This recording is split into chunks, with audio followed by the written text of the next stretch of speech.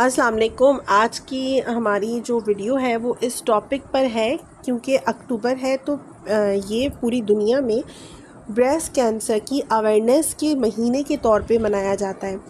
मैं हूँ homeopathic doctor हिरा कोमल और आज की इस वीडियो में हम बात करेंगे कि जो ब्रेस्ट कैंसर के अर्ली सिम्टम्स होते हैं वो क्या होते हैं, डायग्नोसिस कैसे हो सकता है, ताकि अगर खुदा ना ख्वास्ता किसी खातून को ब्रेस्ट कैंसर होने वाला है तो उसको अर्ली सिम्टम्स देखकर वो डायग्नोसिस की तरफ जाए और ट्रीटमेंट जल्द से जल्द शुरू किया जा सके। क्योंकि ब्रेस्ट कैंसर पूरी दुनिया में सबसे ज़्यादा अमवात की जो शरह है औरतों में वो ब्रेस्ट कैंसर की वजह से, जैसे मर्द हजरात होते हैं उन्हें अचानक हार्ट अटैक से डेथ हो सकती है, तो इसी तरह औरतों में जो शरह अमवात है वो ब्रेस्ट कैंसर की वजह से बहुत ज़्यादा है। तो अगर इसकी अर्ली डिटेक्शन हो जाए, अर्ली डायग्नोज हो जाए तो उसका ट्रीटमेंट जल्दी हो जाएगा। क्योंकि अगर फ़ेज़ 2 फ़ेज़ 3 इसमें पता चलता है तो ये बहुत तेज़ी के साथ फैलता है, तो इसकी जो तशख़ीस होती है वो बहुत आगे जाकर होती है। तो इस वजह से बहुत सारे ऐसे एरिया जो रूरल एरिया हैं, जो देहात के एरिया हैं, वहाँ पे तो इसकी कोई अवेयरनेस ही नहीं है। शहरों में क्योंकि थोड़ी अवेयरनेस ज़्यादा है तो लोग जल्दी डायग्नोस कर लेते हैं और अर्ली सिम्टम्स की वजह से तो ट्रीटमेंट जो है वो जल्दी शुरू हो जाता है। आज हम बात करेंगे ब्रेस्ट कैंसर की वो इब्तदाई साइंस जिसके ऊपर आपको नज़र रखनी है। हर खातून को, हर लड़की को ब्रेस्ट कैंसर हो सकता है। कुछ ये मिथ्स हैं कि वो लड़कियां जो मदर फीड नहीं कराती उनको होता है या ये किसी और वजह से होता है, ऐसा नहीं है। ब्रेस्ट कैंसर एक ऐसा मसला है जो कुंवारी लड़कियों को, अनमैरिड लड़कियों को भी हो सकता है, जो 40 साल से ऊपर की ख़वातीन को भी हो सकता है, जो किसी भी उम्र की ख़वातीन को हो सकता है। हाँ, ख़ास तौर से इस चीज़ का रेशो ज़्यादा है कि जिन लड़कियों की फैमिली हिस्ट्री में मैटरनल साइड पर, यानी कि माँ की तरफ खाला को, नानी को, बहन को, माँ को अगर ये ब्रेस्ट कैंसर हुआ कभी ज़िंदगी में तो उन लड़कियों में इसके चांसेस ज़्यादा होते हैं।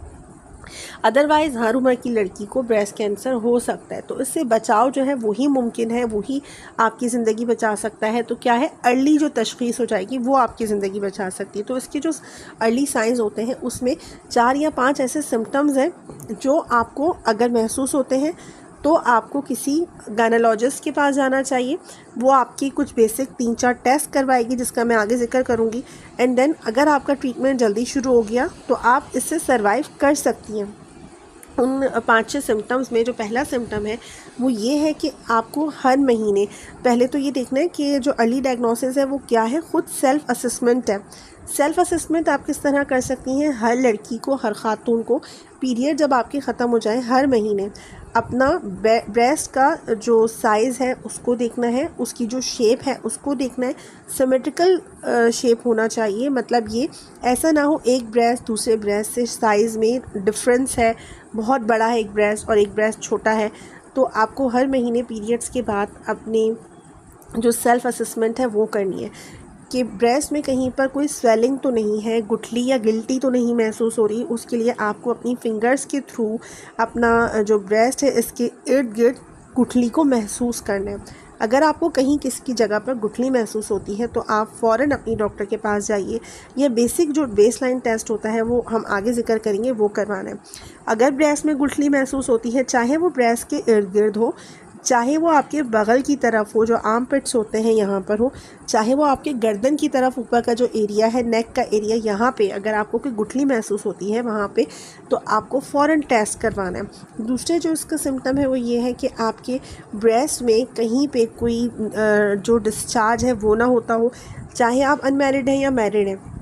वो जो मदर फीड पर है उनके तो मिल्क डिस्चार्ज होगा, लेकिन जो मदर फीड पर नहीं है, जिनका बच्चा मदर फीड नहीं कर रहा, वो ऐसी एज में नहीं है, प्रेगनेंसी से नहीं गुजरी, तो अगर आपके ब्रेस्ट से चाहे पानी निकल रहा हो या दूध की तरफ का कोई कलर निकल रहा हो या ब्लीडिंग निकल रही हो, तो ये सारे डिस्चार्ज में आते हैं।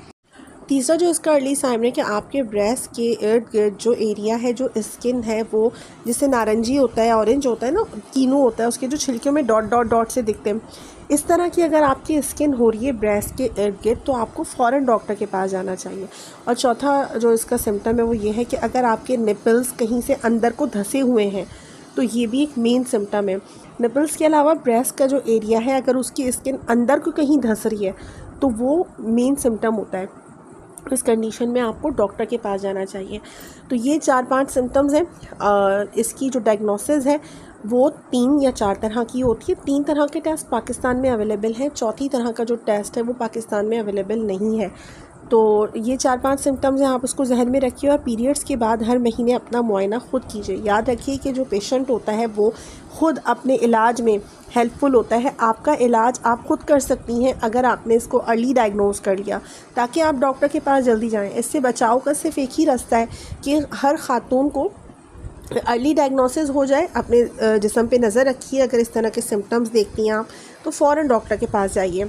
और ज़रूरी नहीं है कि ये वीडियो शहर में ख़वातीन देख रही हो सकता है कोई देहात में, कोई रूरल एरिया में कोई ऐसी खातून देख रही हो कि जिनको अवेयरनेस की ज़रूरत हो। अब आपको क्या करना है, डायग्नोस्टिक जो मेथड्स होते हैं वो पाकिस्तान में 3 तरह के, चौथे का भी मैं बात करती हूँ। पहला मेथड है कि आपको सिंपल ब्रेस्ट का अल्ट्रासाउंड करवाना है। अगर आपको ऐसी कोई सिम्टम महसूस होते हैं तो फ़ौरन अल्ट्रासाउंड करवाइए। ये बेस लाइन गाइडलाइन दे देता है जो ब्रेस्ट की इंटरनल हेल्थ है इस हवाले से। दूसरा जो टेस्ट है उसका नाम है मेमोग्राफ़ी। मेमोग्राफ़ी हर हॉस्पिटल में अवेलेबल नहीं होती, ख़ास तौर से जो रूरल एरियाज़ होते हैं वहाँ पे मेमोग्राफ़ी की सहूलत मौजूद नहीं होती। तो आप अल्ट्रासाउंड करवा लें, डॉक्टर के पास चली जाएं, तो इस तरह से भी डायग्नोज हो सकता है। लेकिन मेमोग्राफ़ी वो एक एडवांस तरीका है जिससे ब्रेस्ट कैंसर की जो डायग्नोसिस है वो हो सकती है। इसमें जो शुआएँ होती हैं, रेज़ होती हैं, वो कम से कम रेज़ इस्तेमाल की जाती हैं और जो डायग्नोसिस है वो बहुत पिक्यूलर होती है।